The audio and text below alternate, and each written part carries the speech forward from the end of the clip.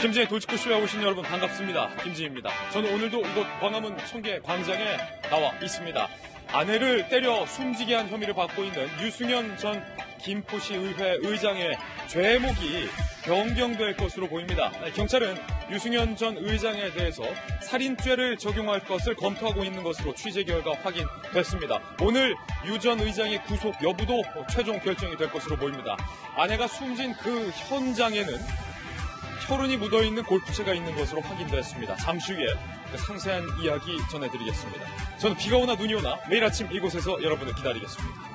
김지의 돌직구쇼 지금 라이브로 시작합니다. 잠깐만요.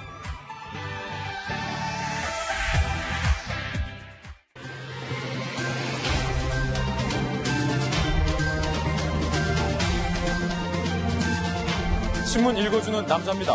우리 정부가 북한이 쏜 발사체에 대해서 미사일이다라고 결론을 내리지 않고 현재도 분석 중인 가운데 미 국방부는 탄도미사일이다라고 일찍이 결론을 내렸죠. 문득 여기서 궁금해집니다. 그러면 우리 대한민국 땅에 한반도에 주둔해 있는 주한미군은 북한이 쏜 두 발의 발사체를 뭐라고 분석했을까요? 주한미군과 우리 국방부는 긴밀한 정보를 공유하는 관계인데 주한미군의 결론은 과연 무엇일지 동아일보에 나와 있습니다. 동아일보 취재 결과 북이 쏜 미사일은 탄도미사일뿐만 아니라 소형 핵탄두도 탑재가 가능한 수준의 위협적인 미사일이다. 주한미군이 이렇게 결론을 내린 것으로 동아일보 취재 결과 확인됐습니다.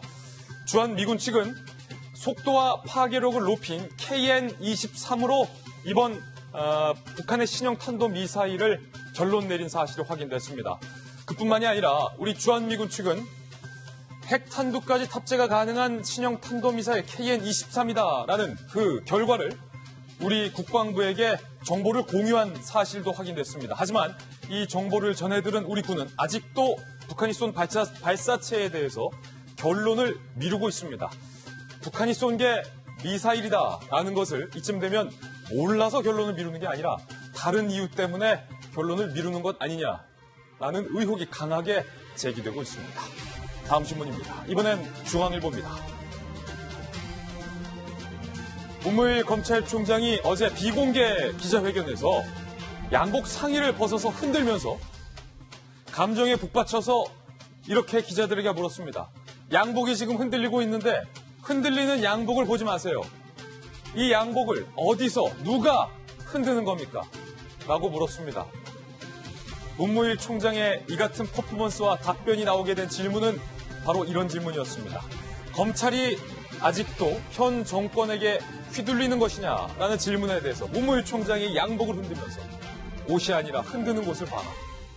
청와대를 향해서 문무일 총장이 더 이상 검찰을 흔들지 마라 라고 답변을 하는 것으로 풀이가 되고 있기 때문에 큰 파장이 예상됩니다. 검찰총장의 청와대를 향한 경고장, 청와대는 이에 대해서 아직까지 말을 아끼고 있는 상황입니다. 다음 신문입니다. 이번엔 조선일보입니다. 이해찬 민주당 대표의 한마디, 이상한 여론조사가 있다 라는 발언 후에 여론조사 결과가 널뛰기를 하고 있다는 겁니다. 먼저 이해찬 대표의 발언, 그때의 발언부터 한번 들어보시죠. 문재인 정부 2주년을 기념해서 되게 여론조사 기관들이 다 여론조사를 했는데 한 군데만 이상한 결과를 보도를 했군. 이해찬 대표가 언급한 그 이상한 여론조사는 바로 리얼미터였습니다. 리얼미터 여론조사 결과가 새로운 게 발표됐는데 그때와 너무 달라졌습니다. 이렇게 발표됐습니다. 여론조사 결과 보여주시죠.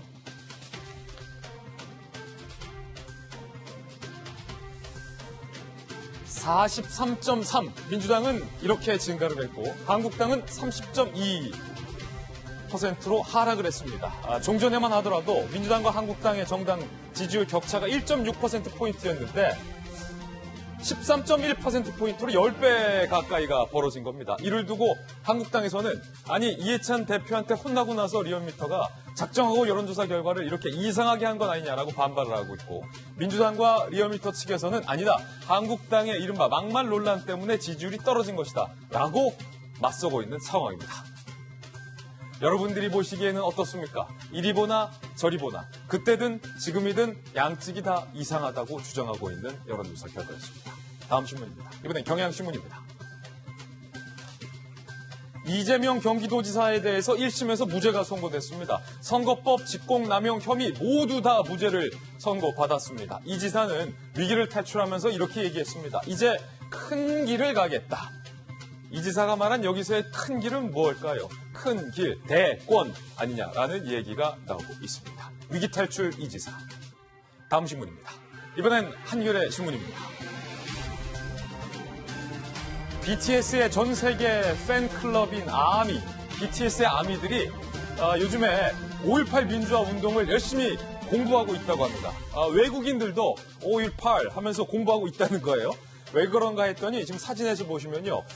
이번에 BTS가 발표한 노래 중에 마시티라는 노래가 있습니다. 마시티는 마이시티를 이제 좀 더 현대적으로 보죠. 마시티. 가사, 랩 가사가 이런 게 있습니다. 모두 다 눌러라 062-518이라는 가사가 있는데 여기서의 062는 광주 지역번호 그리고 518은 바로 5.18 민주화 운동을 상징하는 가사라고 합니다. BTS 멤버 J.O.B 이렇게 노래를 쓴 건데 특히 BTS는 광주 공연 전에 민주화 묘지 헌화하는 모습도 보여서 요즘 아미 BTS 팬들이 5.18 민주화 운동에 대해서 열심히 공부를 하고 있다고 합니다. 이렇게 아이돌 가수들이 또 역사에 대해서도 적극적인 의지를 표명하니까 팬들도 덩달아 공부하고 있는 것 같아요. 다음 신문입니다. 이번엔 한국일보입니다. 아주 바람직한 기사가 떴습니다. 대한민국 공직사회에서 아빠들의 육아휴직 바람이 불고 있다는 기사인데요. 그래픽 통계 한번 보시죠. 중앙부처 공무원들의 육아휴직자 현황인데 여성들의 육아휴직이 압도적인데 보면은 파란색 남성들이 육아휴직을 쓰는 비율 그러니까 아빠들도 육아휴직을 쓰는 비율이 2013년에 비해서 2018년에는요 2,652명 전체 육아휴직자의 29%가 바로 남성들인 것으로 확인이 됐습니다. 전년보다 6.5%포인트 늘었다는 거죠. 휴직자 급여의 이 상한액, 그러니까 휴직자들에게도 주는 급여 액수를 정부가 올리고 또 아빠들이 육아휴직을 썼더라도 3년까지는 경력으로 인정해준다라는 제도가 도입되면서 이제 우리나라 공무원들도 유럽처럼 아빠들이 육아휴직을 쓰는 비율이 이렇게 늘고 있다는 겁니다. 대한민국의 저출산 문제가 심각한데 일단은 공직사회에서 이렇게 모범을 보이는 모습이 참 반갑습니다. 그런데 일각에서는 아빠뿐만 아니라 엄마들도 아직 육아휴직을 못 쓰고 있는 이른바 민간의 영역에서의 서글픈 현실이 묘하게 대조되기도 해서 좋다가도 슬픈 그런 뉴스였습니다. 지금까지 신문 읽어주는 남자였습니다. 네, 오늘 아침 저와 함께 등판한 등판 선수 소개해드리겠습니다. 저희 돌직구쇼의 전담 변호사, 잘생긴 변호사, 손소 변호사님 나왔고요. 그리고 서울시 부시장을 역임한 민주당의 김영주 전 의원, 그리고 대한민국 여가부 장관과 청와대 대변인 출신의 김희정 전 장관 모셨습니다. 눈에 보이는 모든 것을 의심하라 한국이미지전략연구소의 허은하 소장님과 돌직구쇼의 시그니처 김병현 박사님 나왔습니다. 어서 오세요. 반갑습니다. 네, 오늘 함께 살펴볼 세 가지 키워드도 공개하겠습니다. 바로 이겁니다. 첫 번째 키워드는요, 이번엔 한센병까지 나왔습니다. 요즘 이 정치권에서 나오는 막말들의 수위가 점점 높아지고 있어요. 어제는 사이코패스, 오늘은 한센병. 도대체 왜들 그런 건지 잠시 후 이야기 나눠보겠습니다. 그리고 한지성 씨가 고속도로 한가운데 차를 세우고 뒤에서 고개를 숙였던 미스테리한 사건에 관련해서 국가수가 1차 중간 소견을 냈는데 음주다라고 입장을 밝혔습니다. 잠시 후 상세한 뉴스 속보도 전해드리겠습니다. 이 세 번째는 유승현 김포시 전 의장에 대해서 경찰이 살인죄를 검토하고 있다는 소식입니다. 그 살인 현장에 무엇이 발견됐을까요? 오늘 하나하나 이야기 상세하게 전해드리겠습니다. 먼저 오늘의 탑뉴스로 시작하겠습니다.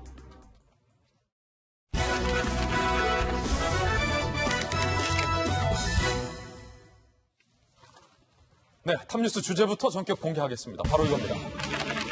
문재인 대통령은 한센병이다라는 발언이 나왔습니다. 어제는 황교안 대표는 사이코패스다라는 정치인의 이른바 막말 논란에 대해서 보도해드렸는데 하루가 지나자 이제 대통령을 향해서 한센병이라는 막말 논란까지 불거졌습니다. 일단 누가 말한 건지 직접 들어보시죠. 자, 어제 표창원 의원과 또 자유한국당의 김연아 의원이 한 TV 토론회에서 막 붙었어요. 이른바 이정미 대표의 사이코패스 막말 논란을 이야기하던 중에 먼저 표창원 의원이 사이코패스는 의학적 용어이자 학술 용어로 막말이 아니다라고 이제 커버를 한 거죠. 이정미 대표의 편을 들어주면서 막말이 아니라고 주장을 합니다. 그러자 반대 진영의 김연아 의원은요, 이렇게 얘기합니다. 타인 고통에 공감 못 느끼는 걸 사이코패스라고 한다면 자신의 고통을 느끼지 못해서 그 상처가 더 커지게 방치하는 건 한센병이다. 그러면서 대통령이 본인과 생각 다른 국민들의 고통을 못 느낀다면 그런 의학적 용어를 쓸 수 있다고 생각한다. 대통령을 향해서 한센병에 걸린 것 같다라고 발언을 해서 현재 논란이 되고 있습니다. 먼저 민주당에서는요, 김연아 의원을 향해서 대통령을 향해 한센병이라니 그런 막말이 어디 있느냐, 석고대죄하라라고 맹비판에 나섰습니다. 들어보시죠. 한센인 비하와 대통령 모욕에까지 나아간 김연아 의원은 진지하게 신상의 진로에 대해 고민하고 국민들께 합당한 의사를 표명해 주기 바랍니다. 한센인들에게 우선 석고 대죄해야 할 것입니다. 김弁박사님, 네. 물론 이제 그 표창원 의원과의 어떤 그런 토론 중에서 사이코패스가 막말이 아니라고 표 의원이 주장을 하니까 김연아 의원이 아니 사이코패스가 막말이 아니면 대통령은 한센병이다 이렇게 나온 건데 그래도 대통령을 향해서 그 한센병이라니요. 할 말이 있고 안 할 말이 있죠. 그러니까 직접적으로 비유한 것은 아닙니다만은 그럼에도 불구하고 오해를 나올 수 있는 발언이 있기 때문에 이쯤 됐으면 정치인들이 서로 한 발씩 물러나면서 어느 정도 좀 협약을 맺어야 되지 않을까라는 생각이 드는데요. 아, 협약을요? 예, 그러니까 지금 여야 5당 원내대표가 모여서 국회 정상화위에서 토론하겠다라고 얘기를 하고 있는데요. 국회 정상화를 위한 조건으로 꼭 서명을 했으면 좋겠습니다. 예. 더 이상의 서로 상대방을 자극하거나 비하하면서 국민들의 눈살을 찌푸리는 발언은 더 이상 하지 않았으면 좋겠다. 이런 얘기들이 있었으면 좋겠고요. 막말이죠, 한센병. 그러니까 여기에 대해서 저는 이게 비유 논쟁으로 촉발된 것 아니겠습니까? 소위 말해서 조금 전에 표창원 의원이 사이코패스라는 단어 쓸 수 있다라고 얘기를 하게 되는데 정반대되는 입장으로 바라보게 되면 이해식 민주당 대변인은 그런 얘기했잖아요. 있을 수 없는 얘기다라고 했는데 김연아 의원이 바라보기에는 그럼 자유한국당 황교안 대표를 향해서 사이코패스라는 의학적 용어를 써가면서 비난하는 것들에 대해서 아무렇지 않다고 얘기한다면 똑같은 방식으로 자유한국당 당원들 전체에게 사과라고 얘기할 수 있는 지점이라고 볼 수 있습니다. 네. 그러니까 더 이상은 이런 말을 좀 쓰지 않았으면 좋겠다는 생각이 드는데 비유 얘기가 나왔으니까 한마디 좀 정치인들에게 세련된 비유를 들었으면 좋겠다. 세련된 비유 한번 어떤 게 세련된 비유인지 한번 그러니까 보여주세요. 과거 노회찬 전 의원 같은 경우는 비유의 달인이라고도 불린 적이 있었는데요. 이달. 과거 그가 선거에 나왔을 때 2000년대 초중반으로 기억을 합니다. 50년 동안 이 삼겹살이 계속 같은 불판에 구우니까 고기가 시커멓게 타지 않냐. 맞아요. 이제는 불판을 바꿀 때가 됐다라고 하면서 양당이 아닌 다른 정당을 찍어달라는 얘기를 한 적이 있거든요. 그러니까 서로 기분 나쁘지 않으면서 굉장히 세련된 비유를 드러났던 이른바 그때 불판론이었죠. 그러니까 불판론 같은 비유들이 있는 건데 예. 그 세련된 비유는 온데간데 없이 사라지고 상대방의 가슴을 콕콕 후벼파면서 아픈 감정들을 더 도드라지게 만드는 것이 대한민국 정치의 현실이거든요. 그래서 이번에 여야 5당 원내대표 꼭 만나셔갖고 막말 금지 협약식을 여의도에서 먼저 가졌으면 좋겠다 이런 생각이 듭니다. 아니 표창원 의원도 사이코패스 막말 아니라고 주장하고 있고 김연아 의원도 한센병 막말 아니라고 주장하고 있다면 이 두 분 의원들의 말씀대로라면 황교안 대표와 문재인 대통령이 만나면 한센병과 사이코패스가 만나는 자리가 되는 거니까 둘 다 적절치 않다는 겁니다. 저희가 결론 내릴 거예요. 두 표현 다 막말입니다. 나란히 들어보시죠. 국회에서 이걸 다루지 않고 황교안 대표가 다시 광주를 내려가겠다고 발표한 거는 거의 저는 사이코패스 수준이라고 봅니다. 국민들의 경제가 어렵다고 하는데 계속 본인만 좋다고 하지 않냐. 국민들의 고통을 모르면 한센병이다. 지금 김연아 의원의 한센병 발언에 대해서 전해드리고 있는데 일단은 어제 그 표창원 의원이 말입니다. 아무리 그 황교안 대표가 싫어도 사이코패스가 막말 아니다라는 그 주장에는 거의 논리가 없어 보여요. 그러니까 당을 막론하고 성별을 막론하고 나이를 막론하고 왜 이렇게 국회에만 들어가면 다 사람들이 이상해지는 건지 원래 그런 사람들이 국회의원 되는 건지 이런 생각들을 하는 거 아닙니까 국민들이. 그러니까 결국은 극렬 지지자들 말고는 막 정치 진절머리나 이렇게 되면 결국은 또 손해는 국민들이 보게 되는 이런 악순환이 되는 것 같습니다. 저는 그래서 김병민 박사 말씀에 굉장히 공감을 하는 게 뭐냐면 서로 상대방 당을 향해서 삿대질 하기 전에 뭐 일주일 단위든 한 달 단위든 우리가 잘못한 거 우리 당 반성 시간을 각자 당이 좀 가지면 어떨까. 이번 주 우리 당이 잘못한 일들 뭐 이래서. 네. 예. 그렇게 하고 좀 자정을 했으면 하고요. 무엇보다도 뭐냐면 좀 전에 우리 김진 앵커가 얘기했듯이 잘못을 잘못으로 인식하지 않는 데서 봐라 그러면 그게 잘못 아니면 이거는 잘못이냐 이렇게 되는 과정에서 이게 나온 것 같아요. 그러니까 사이코패스도 명백하게 막말이고 네. 한센병도 막말이고 예.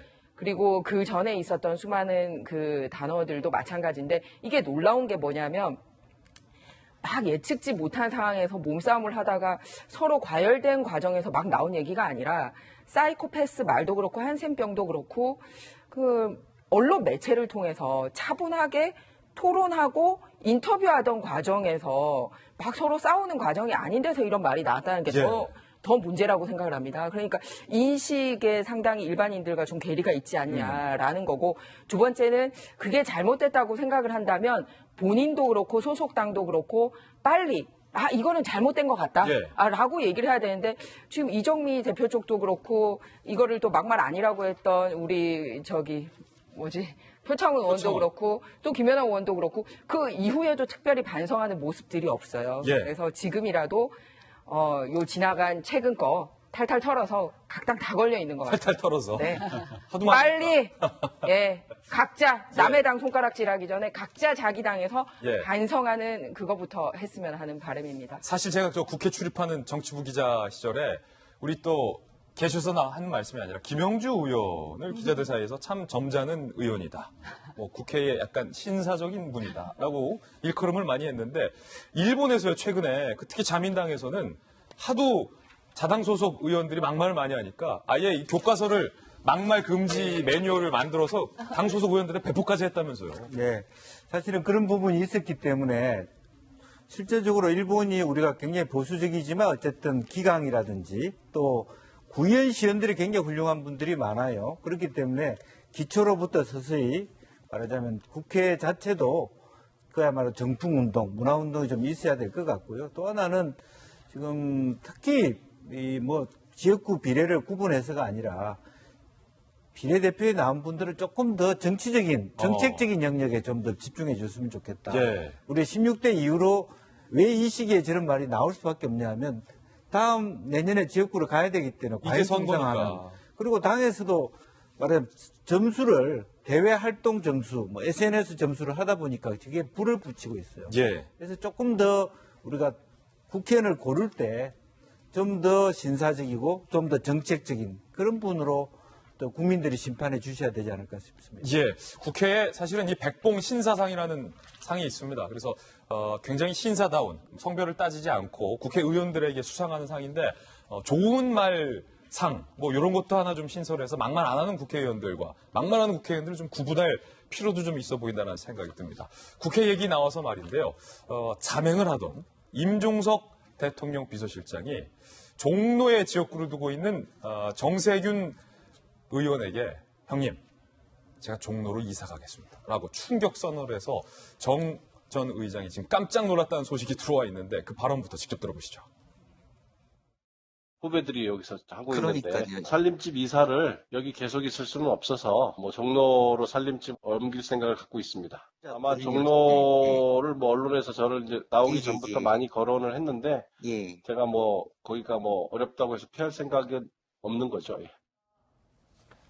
이게 사실은 굉장히 지금 정치적으로 미묘한 걸 임종석 전 실장이 지금 건든 건데 김병민 박사님, 이제 내년 선거를 앞두고 저희들이 여러 가지를 취재하고 있는데 그 중에 가장 뜨거운 전선, 그 종로, 정치 1번지 종로에서 국회의원 하면 대통령 간다. 그래서 종로, 그 종로, 어떤 종로? 황교안, 이낙연이 맞붙는다는 그 종로에 조용했던 서두가 긴데 임종석 실장이 쓱 지금 발을 들이댔어요. 그러니까 지금 살고 있는 데가 은평이잖아요. 은평이잖아요. 후배가 정치하고 있는데 거기 살림집 있는 게 조금 그래서 옮긴다는데 거기 선배가 정치하고 있잖아요.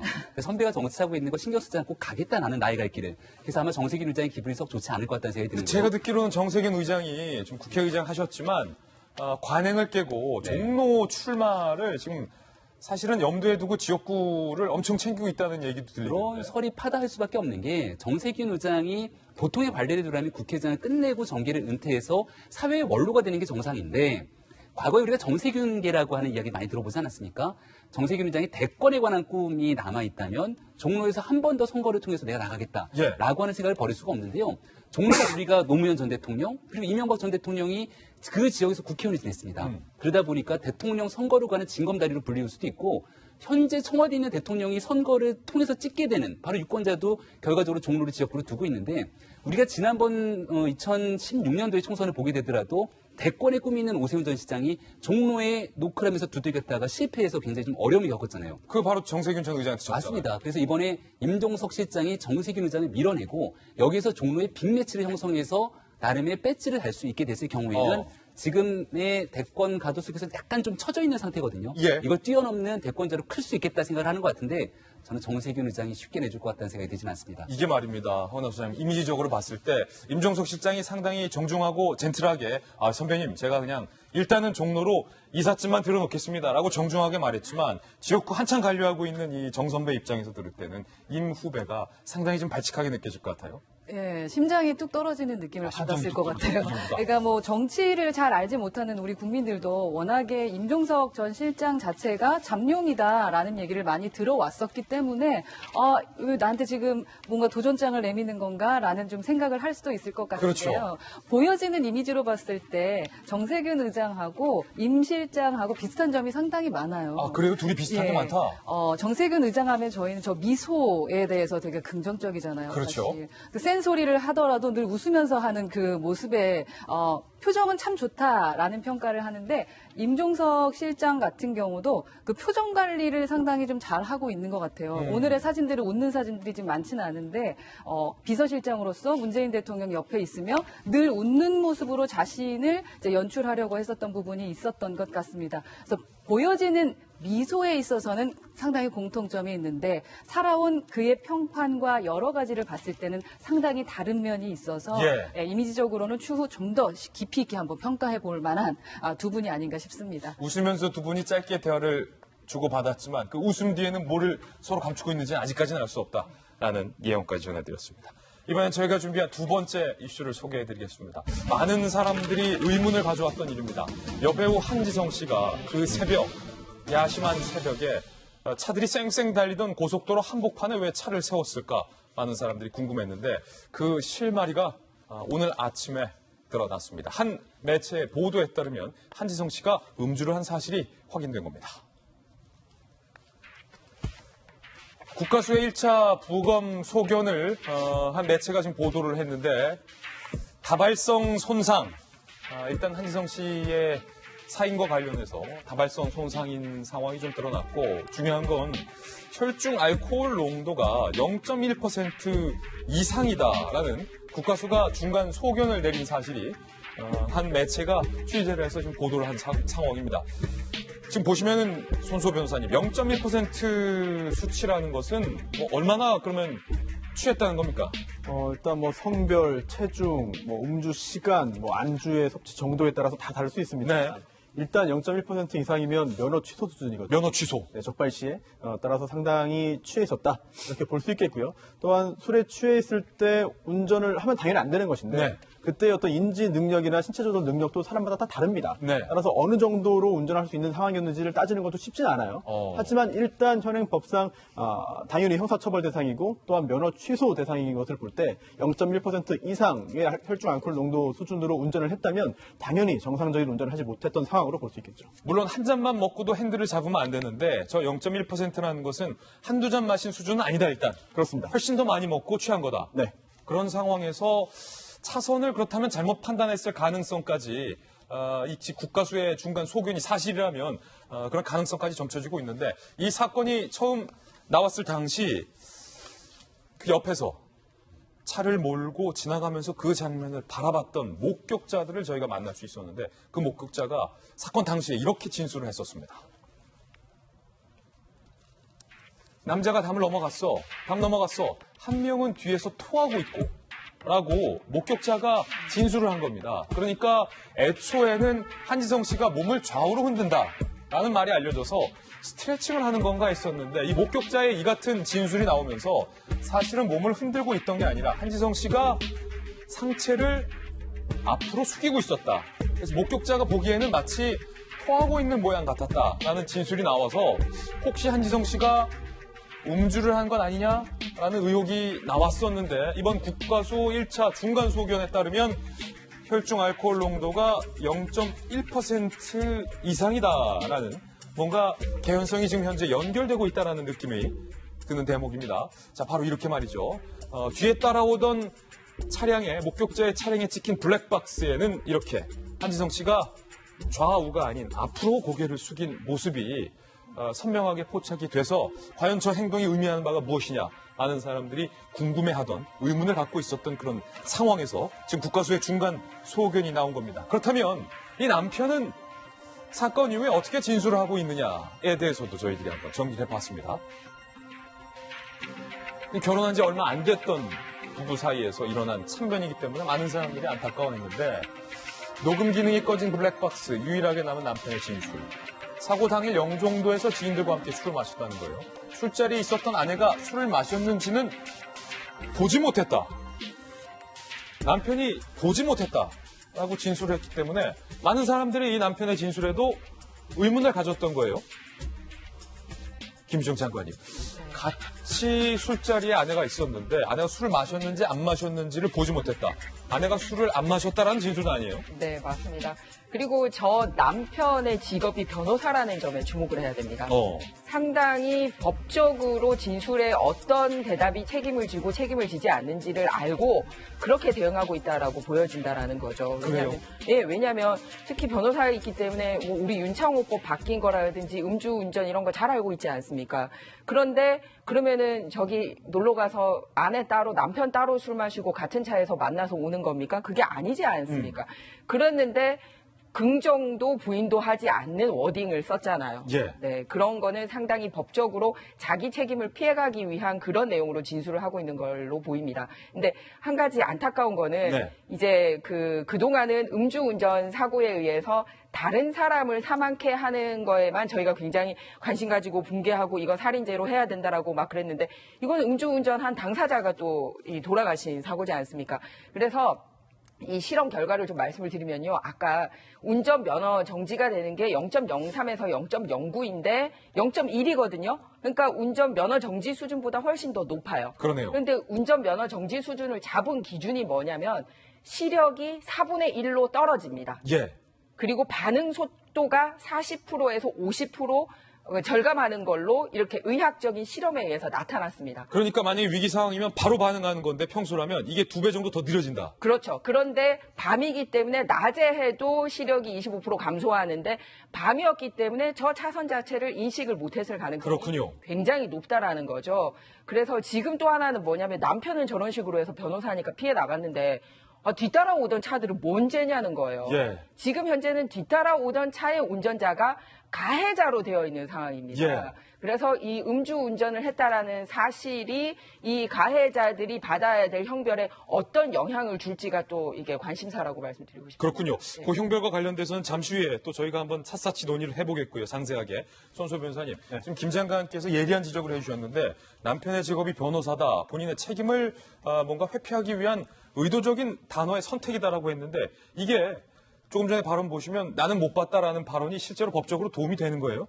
사실 그 순간 어떤 취재 또는 그 순간에 어떤 책임 추궁하는 그런 그 수사관을 피할 수는 있어도 얼마 못 갑니다. 저런 말을 해봤자 사실 왜냐하면 같이 있었던 사람들이 많이 있어요. 특히 지인과 함께 술자리를 했거든요. 또 그 술자리에 이제 아내도 사망한 아내도 합류했다는 건데 그렇다면 그 음식점의 직원들은 직접 그 사망한 아내의 음주 사실을 보지 못했다는 그런 채널의 보도도 있었습니다만 현장에서 함께 술자리를 한 그 지인들에 대한 조사를 하면 다 확인 가능하거든요. 그렇죠. 게다가 보지 못했다는 발언 자체가 오히려 더 의혹을 또 증폭시키는 기능을 했습니다. 따라서 좀 굉장히 기술적인 그런 발언이라고도 볼 수 있지만 어찌 보면 굉장히 좀 궁색한 상황을 보여주는 또 다른 반증이라도 볼 수 있겠죠. 그렇군요. 한지성 씨가 0.1% 혈중 알코올 농도가 나올 정도로 음주를 한 건 아니냐라는 의혹이 불거지고 있는 상황인데 저희 채널A에서 한지성과 그 남편이 사고가 나기 전에 어디에서 누구와 무엇을 먹었는지 그 행적을 추적했습니다. 최수연 기자가 추적해봤습니다. 인천 영종도의 한 횟집입니다. 지난 6일 새벽 여배우 한모 씨는 이곳에서 지인들과 술자리를 가졌습니다. 먼저 지인 2명이 자정쯤 횟집에 도착했고 이어 한 씨 부부가 자리에 합류한 겁니다. 그 지인분들이 와서 먹는데 나중에 그분들이 온 거예요. 그분들이 우리 연예인인지도 모르고. 당시 한 씨의 남편은 술을 마셨습니다. 남자분은 먹었어요. 내가 그때 보면 남자분은 그냥 한잔 사시는 걸 내가 봤으니까. 하지만 당시 한 씨의 음주 여부는 목격하지 못했다고 말합니다. 먹었는지 모르겠어요. 한 씨 일행은 횟집의 마지막 손님이었고 분위기가 좋았던 것으로 전해졌습니다.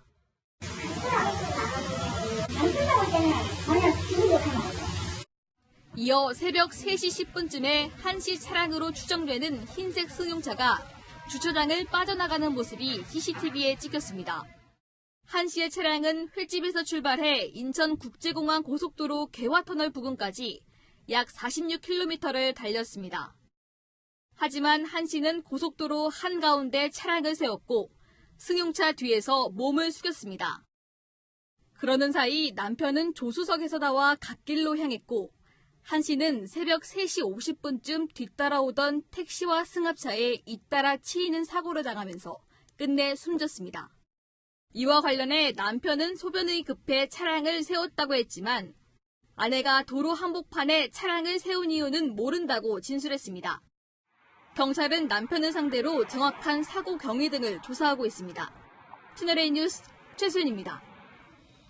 네, 김영주 의원님. 지금 우리 최수연 기자가 한지성 씨와 남편과 다른 일행들이 술을 마셨던 곳, 이 영종도의 한 횟집인데 거기가 사실은 횟집 골목, 횟집 거리로 상당히 좀 그래도 유명한 곳 아닙니까? 네, 그렇습니다. 실제로 영종도가 새로 뜨면서 과거에는 을왕리 쪽으로 많이 갔는데 최근에 영종도를 많이 찾고 있습니다. 실제로 거기서 지금 광화문까지 거의 한 50km 정도 되는 수준인데 지금 방금 리포터가 얘기한 것처럼 46km를 뛰었다 그러면 상당히 먼 거리예요. 예, 고속도로 전까지 한 2, 3km가 된다고 했을 때 한 40km를 고속도로 운전했다는 것은 상당한 많은 시간이고요. 그리고 아마 가속을 했을 가능성도 저는 꽤 있다고 보여지고 네. 제가 보기에도 남편이 운전했다 그러면 다소 급하면 갓길에 세웠을 가능성이 많았을 텐데 두 분 다 더 만취한 상태였기 때문에 저런 어떤 미숙한 결정을 내지 않았는데 이게 2차선인지 3차선인지 구분 못할 정도가 되지 않았겠냐 그런 생각을 갖게 됩니다. 그렇군요. 상당히 먼 거리를 술에 취한 상태에서 운전했을 가능성이 현재 제기되고 있는 상황인데 손소 변호사님, 조금 전에 이제 김 장관께서도 지적을 했듯이 이제 궁금한 건 뒤에서 한지성 씨를 친 이 택시기사 그리고 그 전에 앞서서 1차 충격을 가했던 또 다른 개인 차량 이 두 분의 어떤 혐의와 한지성 씨의 음주 여부가 어떤 관계를 가질 수 있느냐, 어떤 영향을 미치느냐라는 거거든요.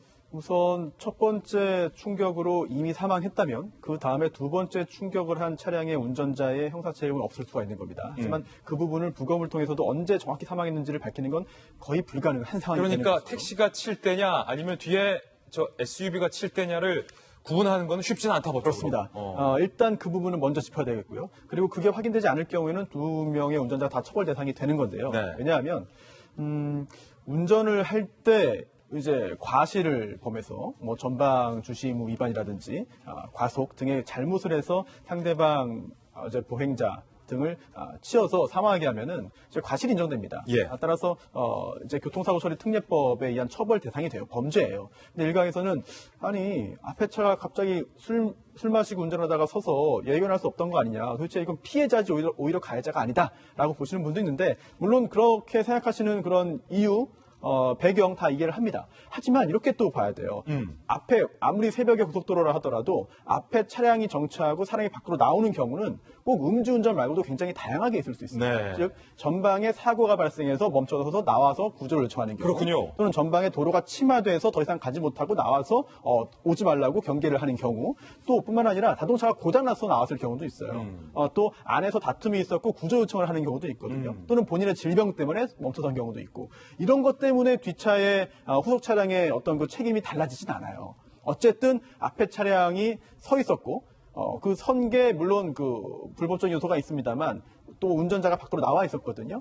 그런 상황에서 전방 주시 의무, 즉 어느 순간이든 차량이 서 있을 수 있고 또한 운전자가 밖으로 나와 있을 수 있다. 이거를 예상을 하고 가야 되는 것인데 물론 신뢰의 원칙이라는 게 있습니다. 그래서 전혀 예상할 수 없는 상황이라면 예견 가능성이 없기 때문에 이거는 과실 인정이 안 될 수가 있어요. 하지만 지금 상황이라면 충분히 예상할 수 있다. 게다가 한밤중이고요. 그리고 또 이제 차량의 통행이 굉장히 드문 상황이었고 게다가 중요한 것은 주행했던 그런 차량들의 속도입니다. 과연 이런 돌발 상황을 잘 발견하고 피할 수 있을 정도의 속도 제한 속도를 준수했느냐.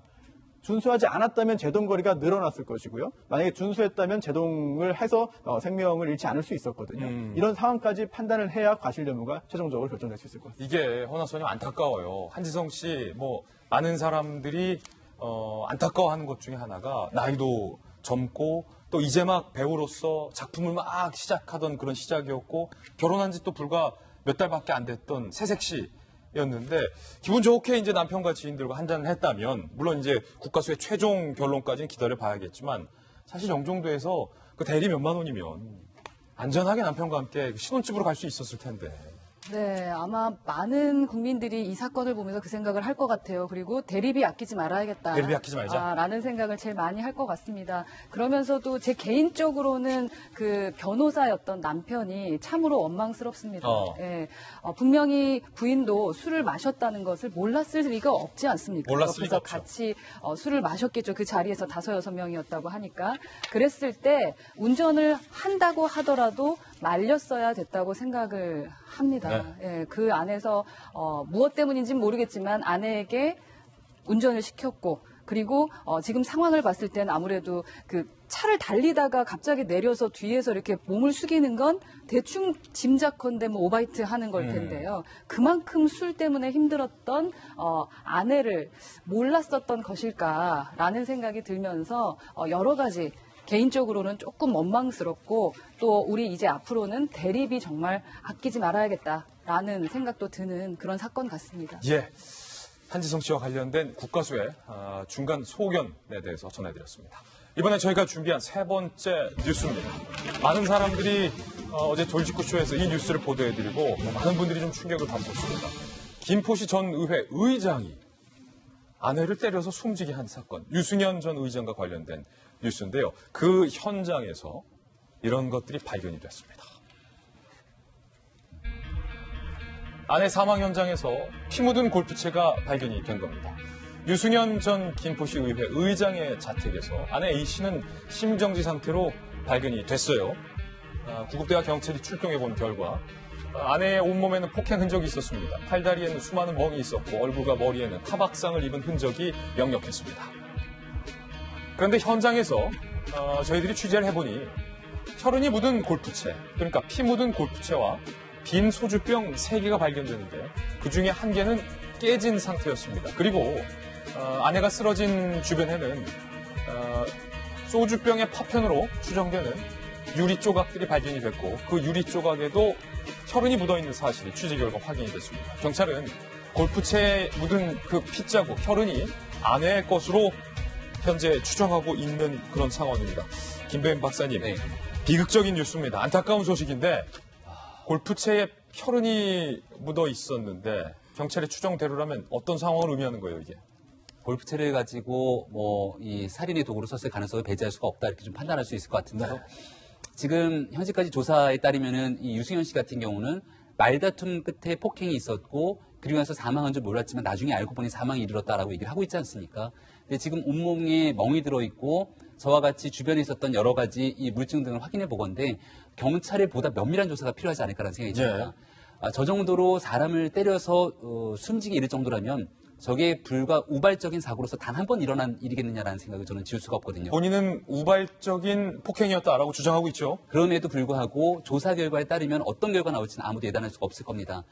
이 유승현 씨 같은 경우는 본인에게 2명의 딸이 있다라고 얘기를 하게 되는데요. 일단 가족이 평상시 상황에 대해서 증언하게 되는 게 되게 중요할 것 같다는 생각이 드는데 블로그에 이 정치인이었기 때문에 자신의 가족 등에 대한 일상들을 많이 올렸다는 겁니다. 여기 2 딸에 관한 이야기도 올리고 본인의 어머님, 아버님에 대한 이야기도 올리는데 아내에 관한 이야기는 거의 없었다라고 지금 전해지고 있는 상황이거든요.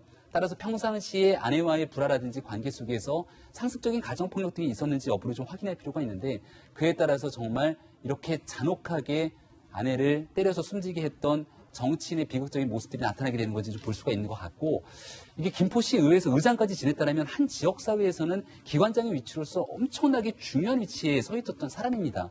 꽤 오랜 기간 동안 정치를 해왔고 나중에는 국회의원이 되겠다고 중앙정치에까지 꿈을 가졌던 인물을 본다라면 주변에서 과연 이 사람의 됨됨이라든지 정치를 할 수 있을 정도의 사람인지에 대한 판단이 과연 한 번도 할 수 없었을까라고 하는 아쉬움이 남기도 하거든요. 주변에 있는 사람들의 행적조사를 통해서 그동안 있었던 모든 일들에 대해서 다시 한번 돌아볼 수 있는 계기를 만드는 그런 사건이 돼야 되지 않을까 싶습니다. 예, 피 묻은 골프채가 발견되면서 경찰은 이 유승현 전 의장에게 죄목을 달리 적용할 것을 고려하고 있습니다. 처음에는 폭행치사 혐의로 입건을 했어요. 그런데 경찰 관계자는 유 씨가 아내가 숨질 것을 알았을 것으로 추정된다. 왜냐하면 현장에서 발견된 여러 가지 현장의 증거물들, 혈흔이 묻은 골프채, 빈 소주병, 그중에서 한 병은 깨져 있는 것, 그리고 거기서 발견된 아내의 혈흔들. 이 증거들을 바탕으로 유 씨가 아내가 숨질 정도로 폭행을 했다라는 것을 경찰은 강조하고 있는 겁니다. 경찰은 폭행치사에서 살인죄로 죄목을 바꿔서 적용할 것을 현재 검토 중인데 폭행치사와 살인죄, 손소 변호사님, 이게 어떻게 다른 거죠?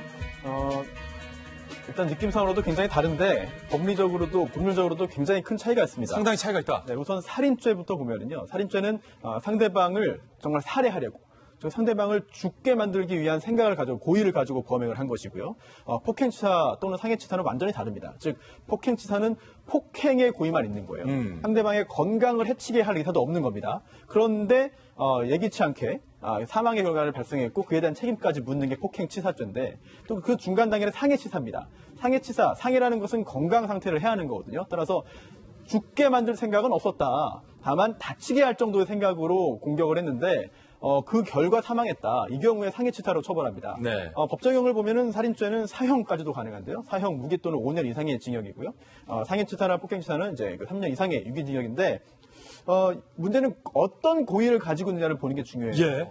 근데 이 고의를 판단하는 게 이제 그 유승현 전 의장이 그 당시에 어떤 생각을 가지고 범행했는지를 신이 아닌 이상, 신이 있더라도 신이 아닌 이상 사람이 판단하는 건 쉽지 않습니다. 네. 하지만 수사기관도 판단해야 되고 법원도 결국 판단을 해야 되는 거거든요. 이럴 때는 어쩔 수 없이 여러 가지 정황들을 통해서 판단하는데요. 그 중에 하나가 바로 범행 방법, 또 범행에 사용한 도구가 있다면 무엇인지, 또 그 도구를 어떻게 구체적으로 사용했는지, 가격의 횟수는 어디인지, 그리고 중요한 게 피해자의 어느 신체 부위를 공격했는지입니다. 그런데 이 사건에서는 아주 강력한, 원래 뭐 가해 무기는 아니지만 공격 도구는 아니지만 골프채가 사용됐습니다.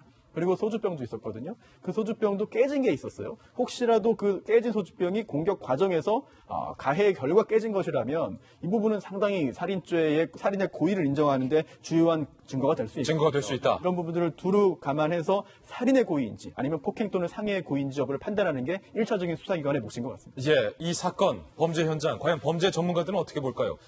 저희 돌직구쇼 취재수첩 Y의 멤버이자 또 경기대 범죄심리학과 교수인 이수종 교수는 이렇게 이야기했습니다. 한 대 때린 게 아니잖아요, 지금. 죽을 정도로 때린 거 아니에요? 겨우겨우 안방으로 기어 들어갈 정도로. 그러니까 그런 정도면, 그 정도로 폭력이 계속되면 어느 정도 시점에는 죽을 수도 있겠구나라는 생각이 든다고, 사람이라면. 그런 생각이 들면 그럼에도 불구하고 계속 폭행을 한 거잖아요. 그러면 살인을 필적은 하지 않았지만 미필적이지만 살인의 고의는 인정이 돼야 된다고요. 아니, 김영주 의원님, 어떻게 이런 분이 김포시 의회에 그것도 의장으로 추대가 되고 시의원으로 당선될 수 있는 건가요? 사실 저도 개인적으로 아는 사람입니다. 유승현 의장을 아세요? 그렇지만 어쨌든 저분이 어떤 시의회 의장, 정치인으로 만났기 때문에 뭐 자기보다 높은 상급 인사를 만났을 때는 얼마나 고분고분하겠습니까? 예. 지역 정치를 했기 때문에 안과 밖에 완전히 다른 생활을 했다고 볼 수도 있는 겁니다. 실제로 보면 우리가 두 분 부부 간의 내용을 잘 모르기 때문에 누가 원인 제공자인지는 알 수 없으나 실제로 겉으로 보는 어떤 밖에서 저분이 최근에 지역위원장 되는 것이 잘 안 되고 여러 가지 이렇게 하면서 최종적으로는 뭐 지역의 어떤 기관장이 됐으나 많은 스트레스가 있었거나 혹은 사생활에 문제가 있었거나 여러 가지 어떤 재정적인 문제가 있었다라고 봤을 때 자기가 스스로 그런 것을 스스로 인격적으로 소화하지 못한 결과가 아닌가 그렇게 생각이 듭니다. 예. 이 뉴스를 접한 많은 사람들이 이게 실화냐라는 그런 얘기를 많이 했습니다. 그래요. 뭐냐면은 김포시의회 의장일 뿐만 아니라 했던 이력이 상당히 주변 분들에게 이 경악을 금치 못하게 하고 있는데요. 뭐냐면 법무부에서 하고 있는 법사랑 위원 김포시 대표도 지냈더라고요. 그리고 청소년 인삼판팔이라고 이제 청소년들 돕는 거기 지원단장도 하셨고요. 심지어는 복지대단 이사장으로도 좀 활동하고 있는, 그렇기 때문에 우리 김영주 의원님 말씀하셨듯이 안과 밖이 이렇게 다를 수 있는가라는 그런 생각이 들어서 정말 이거는 가족들의 진술이 매우 중요하구나라고 생각을 합니다. 그런데 이게 이 사건만 보고 또 저희가 교훈을 얻었으면 하는 부분이 뭐냐면은 최근 들어서 이 가정폭력 중에서 이제 부부 사이의 폭력이 옛날에는 경미한 폭력이 대부분이었고 이렇게 흉기까지 쓰는 폭력은 10년 전만 해도 한 10% 정도밖에 안 됐었어요. 점점 늘고 있다. 네. 그런데 이게 최근 들어서는 34%까지 늘어서 그러니까 죽일 작정을 하고 흉기까지 든 부부 간의 가정폭력이 굉장히 늘어나고 있다라는 거를 좀 주목해서 봐야 됩니다. 그렇기 때문에 이거를 그냥 개인사로 내버려 두는 게 아니라 말 그대로 명백한 폭력이다라는 거고요. 또 하나는 이제 그 상해치사가 아니라 살인죄로 적용한다라고 얘기했는데 살인죄 중에서도 여러분들 잘 아시지만 존속 살해범 같은 경우는 더 가중해서 처벌을 하게 돼 있잖아요. 근데 말 그대로 존속의 경우는 자기보다 윗 이제 가족의 경우에는 적용이 되는데 배우자라든지 비속의 경우에는 그게 해당이 안 됩니다. 예, 그래서 이번 게 살인죄 이런 식으로 가정폭력에 대해서 경각심을 울리려고 한다면 배우자나 비속에 대한 사례에 대해서도 똑같이 가중해야 되지 않을까 그런 제안을 드리고 싶습니다. 예, 그런데 유승현 전 의장은 폭행 사실은 인정하면서도 죽일 의도는 없었다라고 부인을 하는 것으로 현재 알려지고 있는데 이런 진술을 한 게 확인됐어요. 주방에서 내가 폭행했다. 그런데 아내가 멀쩡히 방으로 기어 들어갔다는 거예요. 그 뒤에 보니까 기척이 없었다. 그러니까 나의 폭행이 죽음으로 이르게 한 것은 아니다라는 식의 진술을 하고 있는 것 같아요. 오늘 이렇게 남편들이 왜 이렇게 아내들을 화나게 하는지 모르겠어요. 사건들이.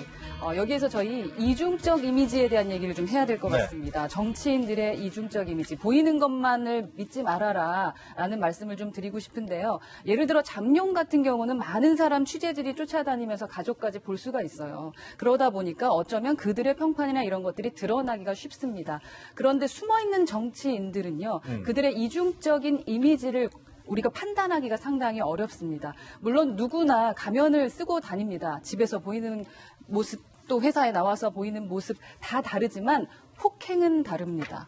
기본적으로 그 사람이 약자이기 때문에 내 아내이기 때문에 때릴 수 있는 사람이라면 정치하면 안 되는 거죠. 그래서 우리는 그걸 좀 알아내야 될 것 같고요. 저는 좀 슬픈 스토리가 좀 예견이 되는 건데 아까 김병민 박사도 잠깐 얘기를 했지만 한 번만 맞았을까에 그 부인이. 그러나 내 남편이 정치인이기 때문에 그의 평판 관리 때문에 우리 아이들의 가족들의 이 먹고 사는 문제 때문에 말하지 못하고 있었던 거예요. 그러한 이중적 이미지 있는 남편들 정치인하게 만들지 마시라고 사모님들께도 꼭 말씀드리고 싶습니다. 진짜 화나는 일입니다. 화도 나고 안타까운 여러 가지 감정이 드는 그런 사건이었습니다. 이번엔 저희가 준비한 다음 순서입니다. 취재 수첩 Y가 준비되어 있습니다.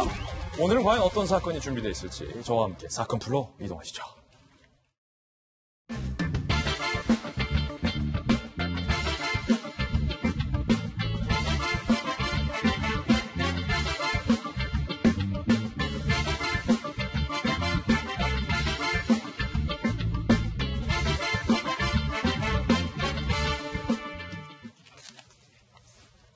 네, 돌직구쇼 공식 수사반장 백희종 반장님 나왔습니다. 어서 오세요. 안녕하십니까. 그리고 손 변호사님과 함께 풀어보겠습니다.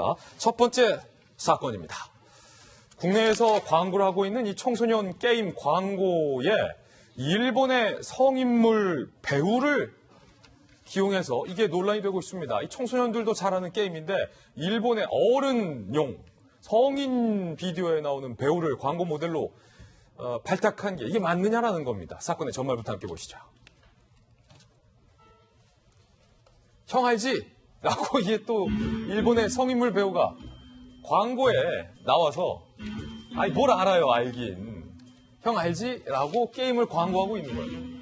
국내에 한 모바일 게임 업체가 최근에 21일에 출시 예정인 게임 광고 모델로 일본에서 굉장히 유명한 남성 배우인데 이 성인 영상에만 나오는 배우예요.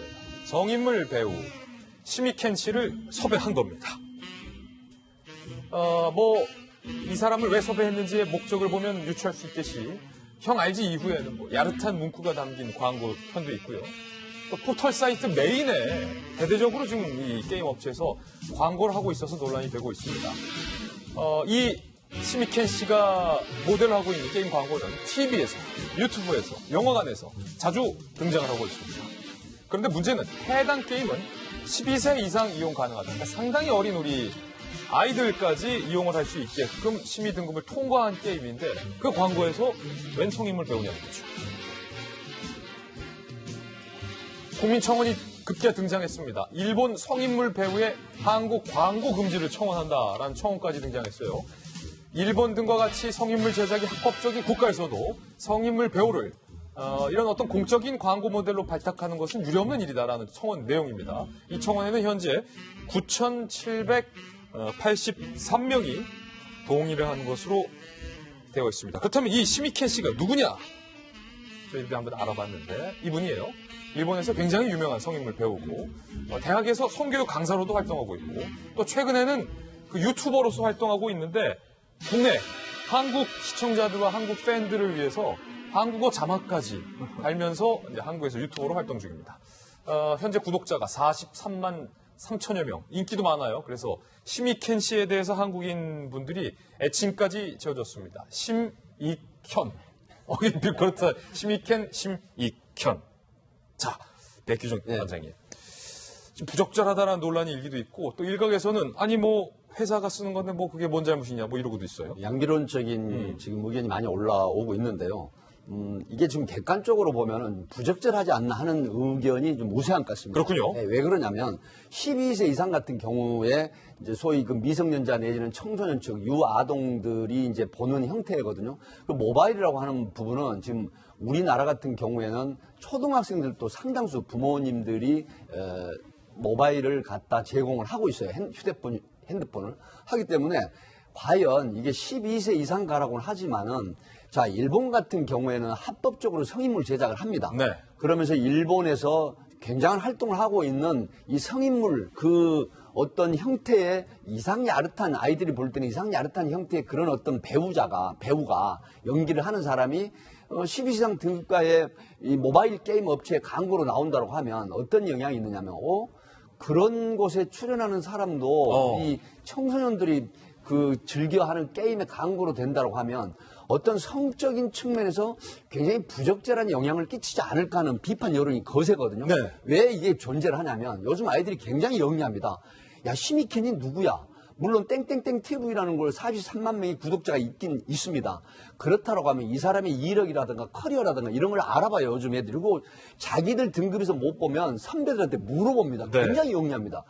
야, 그 사람은 일본에서 정말 이러이러한 곳에 나오는 그런 유명한 배우야라고 하는데 배우라는 개념도 여러 가지가 있잖아요. 그렇죠. 이런 부분은 성인물에 나오는 배우라고 하는 부분이 우리나라 게임 이 광고에도 나와? 그러면 그런 부분에 우리가 진출해도 별 문제가 없는 거 아니야라는 이런 부정적인 느낌을 줄 수가 있다라는 측면에서는 지금 비판 여론이 상당히 거세다 하는 측면을 이 게임 업체에서는 좀 알아줬으면 좋겠습니다. 예, 이 시미켄 씨, 팬들은 심익현이라고 부른다고 하는데 시미켄 씨도 이 광고에 나온 거에 대한 입장을 본인의 유튜브 방송에 밝혔습니다. 들어보시죠.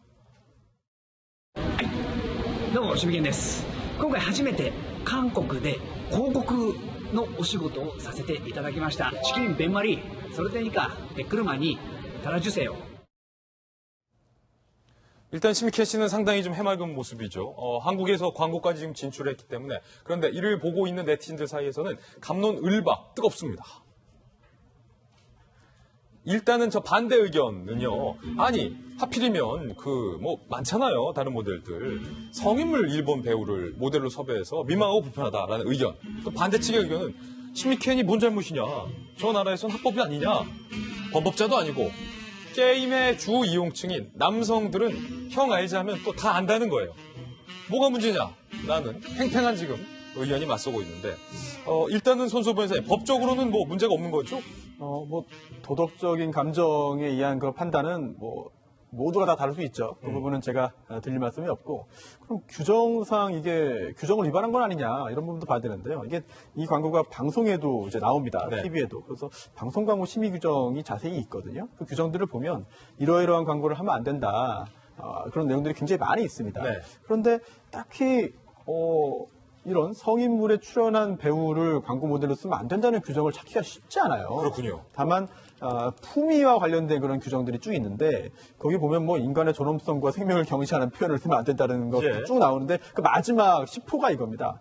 그 밖에 불쾌감, 혐오감 등을 유발해서 시청자의 윤리적 감정이나 정서를 해치는 표현을 하면 안 된다 했는데, 그것도 표현이거든요. 결국 모델이 누구냐에 대한 것도 아니에요. 그렇군요. 따라서 현행 규정상 딱히 지금 이 시미켄 씨를 배우로, 모델로 활용한 광고를 규제할 만한 규정들이 잘 보이지 않는다. 따라서 법적인 문제라기보다는 지금 이제 소비자들의 선택, 소비자들의 어떤 그 감정, 그런 부분의 문제로 보는 것이 맞지 않나 싶습니다. 그렇군요. 첫 번째 사건 전해드렸고요. 이번엔 저희가 준비한 두 번째 사건입니다. 영상 하나가 공개됐는데 경찰 2명입니다. 한 분은 남성 경찰, 다른 한 분은 여성 경찰. 그런데 시민들에게 이 경찰이 폭행을 당하는 영상이 공개가 돼서 논란이 뜨겁습니다. 일단 영상부터 바로 살펴보시고 이야기 이어가겠습니다. 서울의 한복판에서 한 남성이 남성 경찰관의 뺨을 때리는 모습이에요. 좀 자세히 보시면 시민 2명과 경찰 2명인데 한 분은 남경, 한 분은 여경인데 앞에 있는 남자 경찰의 뺨을 때리자 남성 경찰이 즉각적으로 지금 제압을 합니다. 바로 제압을 현장에서 하는데, 문제는 뒤에 있던 또 다른 동승 시민이 여경을 강하게 밀치는데 여경이 휘청을 하고 지금 제압하고 있던 남성 경찰관의 뒤통수를 좀 수차례 누르고 가결하고 있는데, 옆에 서 있던 여성 경찰관이 사실은 아무런 도움을 못 주고 있는 장면이 영상으로 고스란히 지금 공개가 된 겁니다. 다시 한번 보실까요? 먼저 첫 번째 시민을 보이는 사람이 남성 경찰관의 뺨을 때리자 바로 즉각 남성 경찰관이 제압을 합니다. 그런데 옆에 있었던 두 번째 시민이 여경을 밀치자 여경이 휘청, 그리고 이어서 제압하고 있던 경찰관의 뒤통수에게 공격을 가하는 영상. 이 영상을 본 시민들의 반응 함께 보시죠. 흉기라도 있었다면 어쩔 거냐, 아찔하다라는 의견. 시민의 안정을 담당하는 경찰 공무원이 여성이라면 강한 체력과 대처법을 갖춰야 한다. 여경이 적절치 못했다라는 비판적인 의견. 동료를 못 지키고 자신을 보호할 능력 없는 경찰은 필요 없다. 멋지게 범인을 제압하는 여경은 영화에서나 있는 거냐라는 의견도 있고요. 반대로 여경이라는 점에 포인트를 맞추는 건 부적절하다. 폭행을 휘두른 사람들이 잘못이지. 포인트가 잘못됐다라는 영상과 또 몇 초 영상 보고 여경이 무능력하다고 전체를 매도해서는 안 된다라는 의견도 있습니다. 사실은 또 이 경찰 선배로서 또 강력반 반장이기 때문에 이런 뉴스 볼 때마다 백주영 팀장님이 좀 마음이 좀 쓰릴 것 같아요, 속이. 그 일선에서 보면요, 이 여경이라고 하는 부분이 굉장히 그 존중받고 또 할 일이 되게 많습니다. 지금 우리나라 경찰의 한 10% 정도가 여자 경찰이 활동을 하고 있거든요. 근데 저는 이제 이런 얘기를 하고 싶습니다. 오버커머 크라이시스, 위기를 극복하다라는 얘기가 있잖아요. 근데 위기를 극복하는 데 있어서 현장 대처 능력이 떨어지게 되면요, 현장에서는 범법자라든가 시민들은 여자 경찰, 남자 경찰을 보는 게 아니에요. 경찰이 출동했구나라고 보는 거예요. 그런 상황에서 같이 출동한 동력 경찰인 한 경찰이 고군분투하고 있는데 도움을 주지 못하는 경우에는 비난을 초래할 수밖에 없어요. 그래서 이제 어떤 경우냐면, 그렇군요. 여자 경찰이 지구대나 파출소 현장 대처 능력을 키우는 곳에 가려고 하면은 굉장한 체력 단련 같은 것, 또 자기가 스스로 관리를 해야 되는데요. 우리가 영화에서만 보는 게 아니라 미국이나 이 다른 나라 소위 이제 OECD 국가 관련한 선진국들을 보면요, 여자 경찰관들이 끊임없는 노력을 합니다. 체력 단련하고요. 그래서 남자 경찰 못지않은 활약을 하고 현장에서 남경보다 여경이 먼저 범인을 검거하고 제압하는 형태를 보여주고 있거든요. 이런 부분이기 때문에 결코 영화에서만 나오는 그런 장면이 아니거든요. 그렇다고 하면은 남자 경찰들의 불만을 조금 들여다봐야 돼요. 왜 그러냐? 제가 남자 경찰 출신이기 때문에 그런 게 아니라, 현장에서 대처 능력을 요구하는 현장은 본인이 스스로 대처 능력이 떨어진다고 하면 현장에 나가면 안 돼요. 그렇다면 지금 영상 속에 이 여경은 동료 남경이 이렇게 고초를 당하고 있는데 멀찍이 밀쳐서서 보고 있는데 현장 대처가 잘못됐다, 경찰관으로서. 객관적으로 분석을 하면 현장 대처 능력이 떨어지는 거죠. 그렇군요. 잘못된 건 아니고요. 물론 무전으로 지원 요청하는 부분도 있지만 가감하게 같은 경찰 동료라는 인식하에 가감하게 본인을 폭행하는, 경찰관은 폭행, 공무집행 방해로 현장에서 현행범 체포가 되는 상황이기 때문에 여자 경찰관이라는 개념을 떠나서 같은 동료 경찰관이다. 그다음에 범법자나 입법자에 대한 철저한 이 제압을 해서 처벌을 한다라는 그런 신념이 있어야 된다는 걸 말씀을 드리고 싶네요. 그렇군요. 확실히 뭔가 좀 무기력한 그런 모습인데 손수호 변호사님. 네. 이렇게 경찰관들도 보니까 시민한테 뺨 맞고 주치사한테 밀쳐지고 뭐 워낙 고초를 많이 겪는데 문제가 되고 있는 건 지금 이 어떤 여경들의 현장 대처능력이 떨어진다는 게 지금 이번에 처음 제기되는 게 아니라는 거예요. 그렇습니다. 가장 중요한 건 경찰 인력을 선발할 때 어떤 성별을 어떤 비중으로 뽑느냐가 아니라 사실 국민들의 안전, 시민의 안전, 그리고 치안 유지에 있어서 어떻게 하는 것이 가장 효과적인가, 가장 효율적인가, 가장 국민들의 안전을 지키기 위한 좋은 그런 방안이 무언가, 이걸 고민해야 되는 거거든요. 그런데 일단 지금 이런 논쟁거리를 저희가 방송을 해드리면 결국 또 여혐 아니냐, 이런 얘기가 나오고요. 그리고 또 무슨 소리냐, 뭐 여성은 원래 이런 일 못하는 거다, 또라는 그런 얘기가 또 나오기도 하고, 양측에 또 이게 굉장히 좀 극단적인 얘기들이 또 충돌하거든요. 그거는 본질이 아니고, 본질이 아니다. 오히려 본질을 흐리고, 맞습니다. 그리고 문제 해결에 도움이 안 됩니다. 이런 부분들을 한번 좀 말씀을 드리고 싶습니다. 예, 두 가지 사건 두 분과 함께 명쾌하게 또 풀어봤습니다. 감사합니다. 다음 순서입니다. 이번엔 오늘의 하풀 시간인데요. 오늘은 과연 어떤 분들이 하풀 4인방에 선정됐을지 하풀 4인방부터 바로 만나보시죠. 자, 김학의 전 차관과 이재명 지사 두 사람의 운명이 어제 엇갈렸지요. 그리고 두 번째는 트럼프 대통령이 어제는 양말로서 출연을 했는데 오늘은 변기에 앉아있는 로봇으로서 또 하풀에 출연을 했습니다. 세 번째는 오랜만에 나옵니다. 송영문 전 국방장관. 이번에는 또 무슨 말씀을 하셨을까요? 그리고 네 번째는요. 요즘 참 날 더워서 저도 이거 많이 찾게 들어요. 냉면 준비되어 있습니다. 어떤 사연인지 하나씩 전해드립니다. 김학의 전 차관이 어젯밤 전격 구속됐습니다. 별장 성접대 의혹이 불거진 지 6년 만에 뇌물수수 혐의로 구속된 겁니다.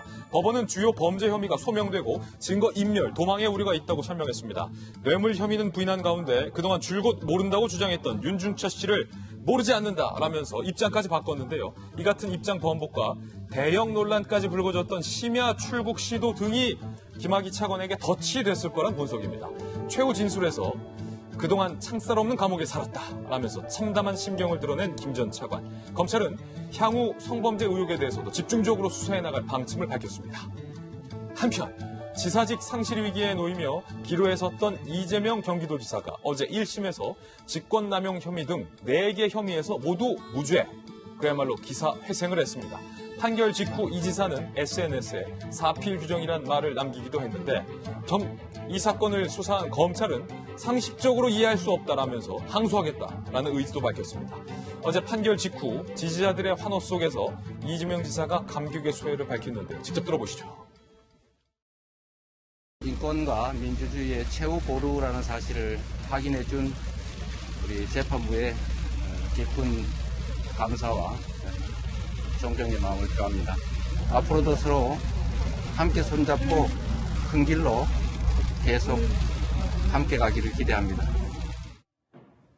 야, 사실은 김병민 박사님, 이재명 지사 입장에서는 자칫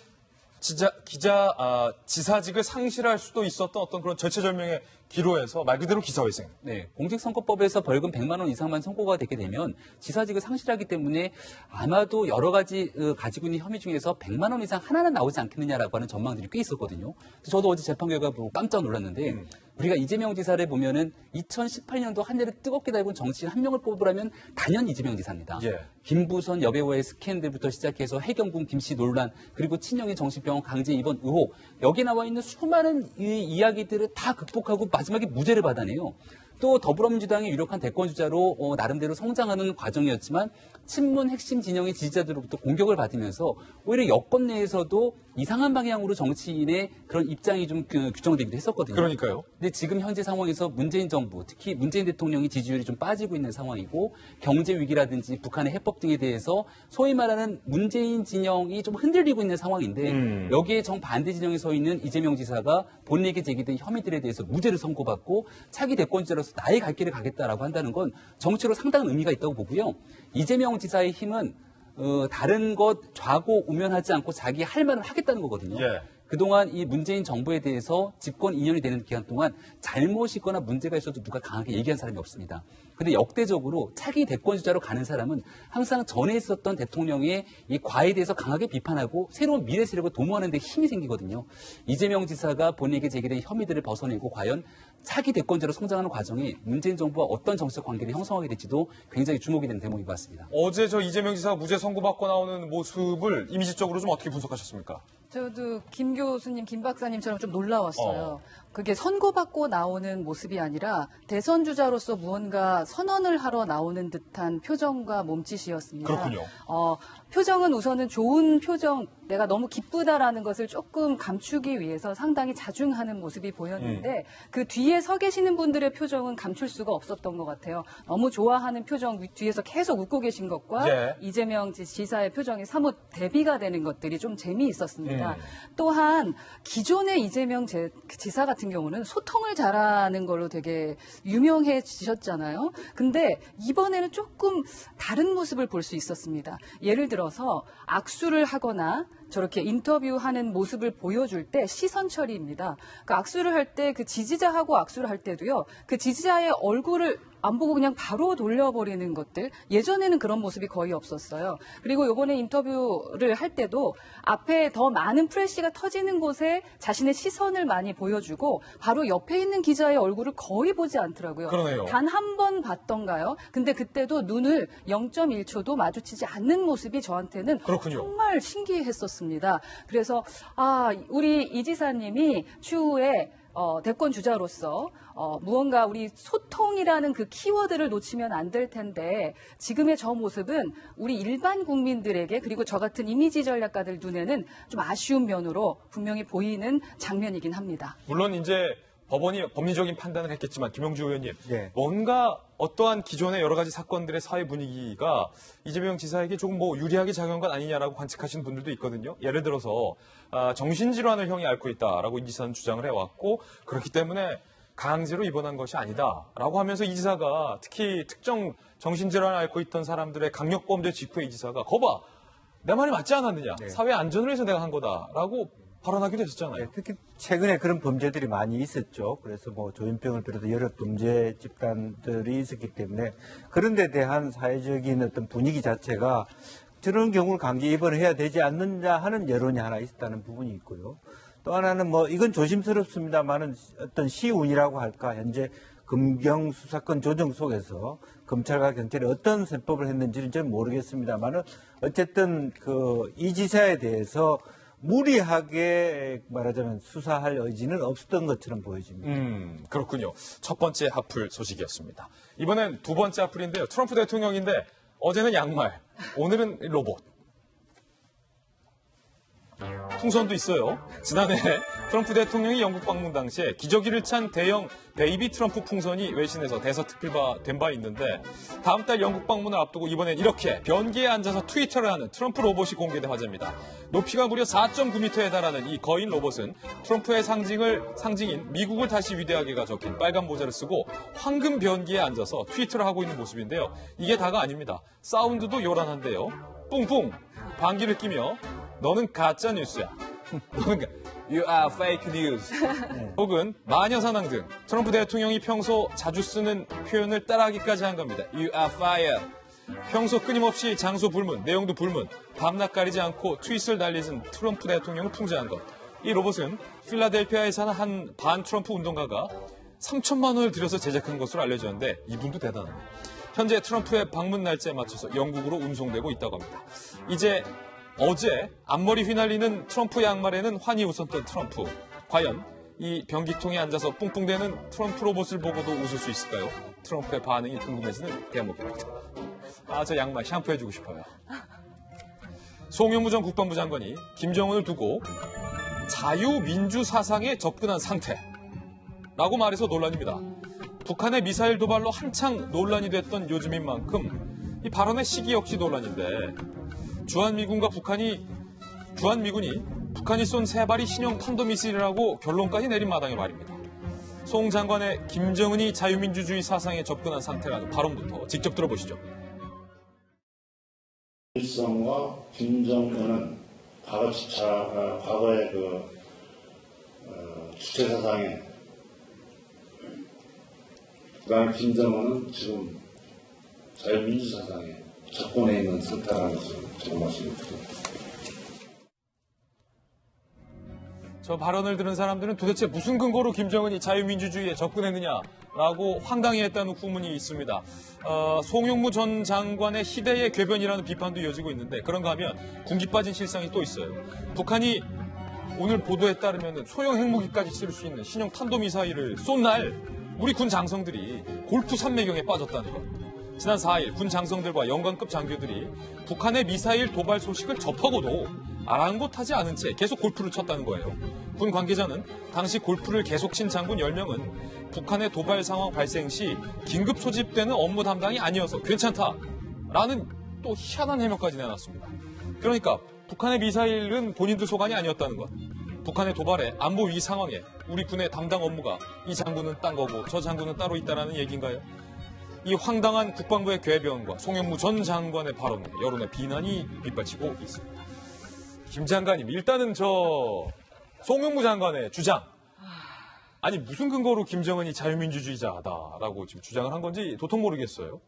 대한민국 국방부 장관 출신이 맞는지 여쭙고 싶습니다. 왜냐하면 북한에서 하는 북한 노동당 무슨 선전 발언문을 듣는 것 같은 느낌이 들었습니다. 우리 민족끼리 같다? 네.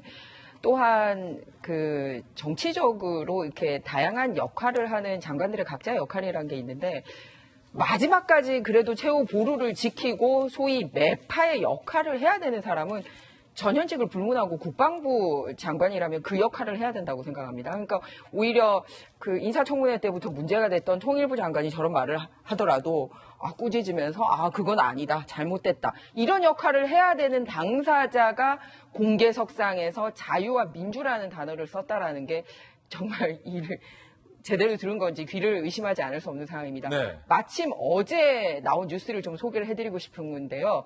유엔에서, 왜냐면 북한도 유엔에 가입하지 않았습니까? 예. 그러니까 5년마다 유엔에서 공고하는 인권 이사회에서의 인권 결의안을 이제 각 나라에 보내면 그거를 받아들여야 되는데 북한이 그걸 다 거부했어요. 그런데 그 거부한 내용 중에 뭐가 있냐면은 정치범 수용소 계속 유지하겠다. 계속하겠다? 네. 그러니까 정치범 수용소에 들어가면 소위 죽을 때까지 강제 노동하고 교화하고 이렇게 고문받고 이러는 걸로 알려졌거든요.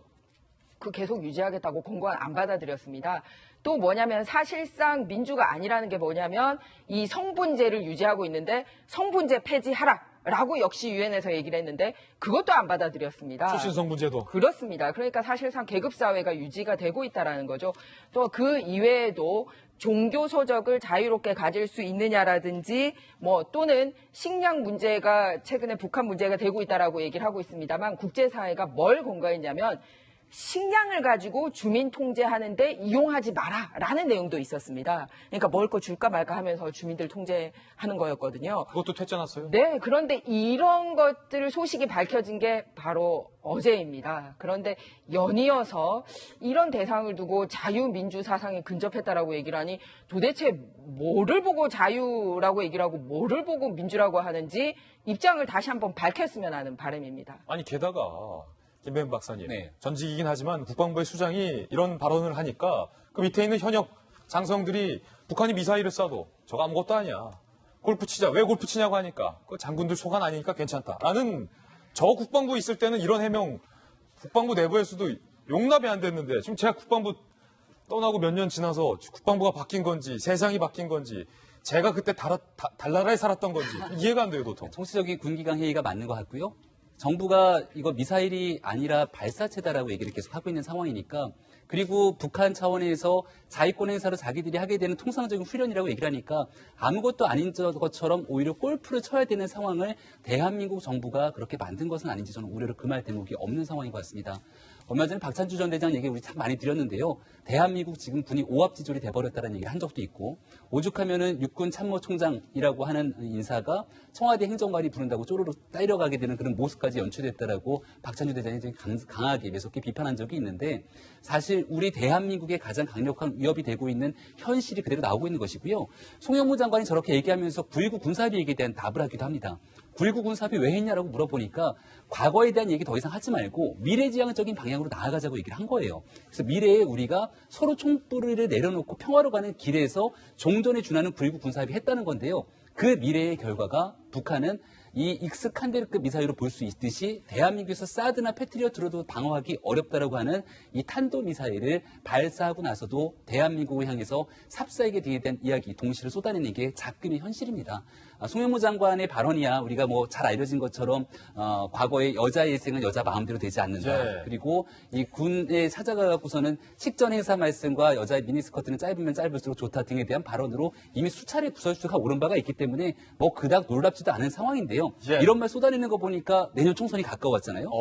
과거에 비례대표 신청해갖고 정치하겠다는 의지도 있었던 것 같은데 송영무 장관 그랬죠. 송영무 장관님 혹시 정치할 생각 있다면 꿈을 좀 접으셨으면 좋겠다는 말씀도 드리고 싶습니다. 예, 그리고 군 장성들 뉴스 속보를 듣고도 골프채를 내려놓지 않았다는 거예요.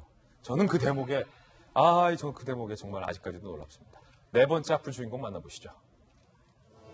이게 그냥 냉면인데 갑자기 냉면이 목구멍으로 넘어가냐라는 이성건 발언까지 떠오르는 이유가 정말로 안타까워요. 이성건은 잠시 접어두고 여름하면 떠오르는 냉면. 어제 30도 넘었어요. 정말 더웠어요. 냉면 먹으러 가자. 줄이 엄청 길더라고요. 그런데 유명 냉면 맛집들이 잇따라 냉면 가격을 인상해서 서민들이 눈을 찌푸리고 있어요. 냉면 한 그릇에 무려 14,000원. 이러고도 냉면이 서민 음식이 맞냐라는 시민들의 볼멘 소리가 나오고 있습니다. 시민들을 만나봤습니다. 처음에 올 때는 5,000인가 6,000원 했어. 근데 지금 14,000원 하는데 고기 먹는 것은 약간 조금 부담 가요. 식당 관계자들은 최근 각종 식자재와 인건비, 임대료가 올라서 불가피한 인상이라는 설명인데 꼭 성수기를 앞두고 14,000원을 올리냐라는 거죠. 일각에서는요. 평양냉면 한 그릇이면 비빔면 15개. 그래서 비빔면 15번 먹고 말지라는 웃지 못할 반응과 함께 올라도 너무 올랐다는 반응이 계속되고 있습니다. 사실은 여기서 저희 그 도치쿠쇼 패널 중에 평양냉면 전문가가 한 분 계세요. 김영주 의원님. 다 전문가인데 냉면 왜 이렇게 올라요? 평양냉면. 저는 그 이성건 효과가 있다고 봅니다. 이성건 효과? 예, 작년 9월에 남북 정상회담에서 실제로 이재용 부회장 냉면 먹는 모습, 또 연예인들이 냉면 맛있게 먹었다고 한 것이 우리가 서민 음식이 8개 품목이 있지 않습니까? 네. 그 중에 가장 냉면을 핫하게 만든.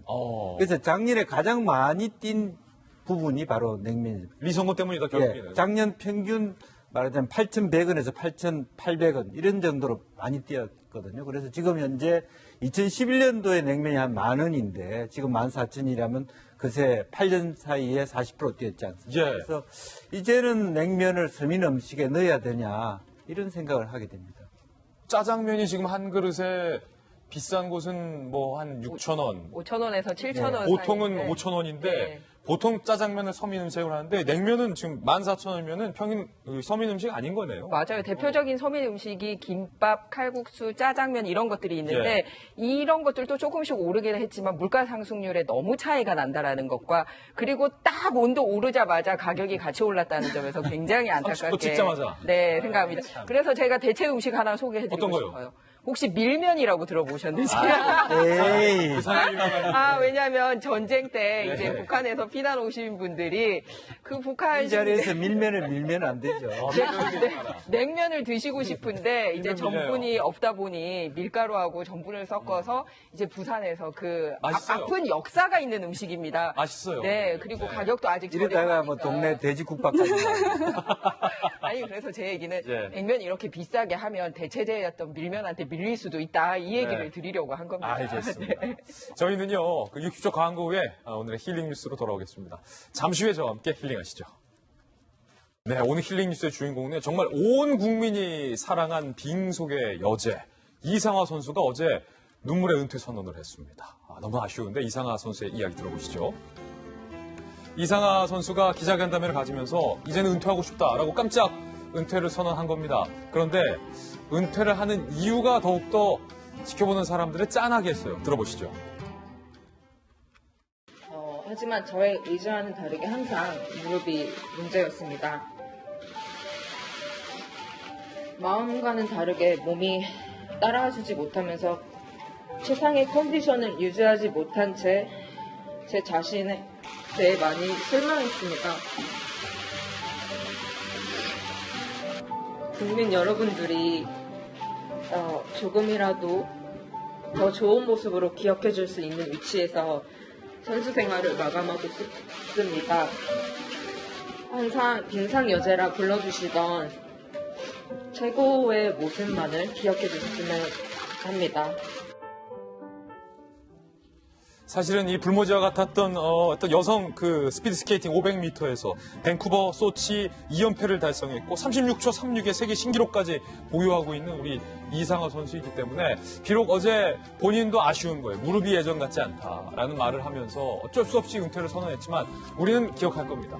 이상화가 살아있는 레전드라는 사실을 우리는 영원히 기억하겠습니다. 이상화 선수 은퇴하고도 또 지도자로서 또 다양한 모습으로서 많은 모습을 또 우리 팬들과 국민들에게 보여주시길 바라면서 이상화 선수의 은퇴는 곧 시작이잖아요. 또 다른 시작에 응원을 보내겠습니다. 오늘 저희가 준비한 소식 모두 다 전해드렸습니다. 좋은 주말 보내시고 다음 주 월요일에 찾아뵙겠습니다. 오늘 하루는 분명 어제보다 나을 겁니다. 좋은 하루 되십시오. 고맙습니다.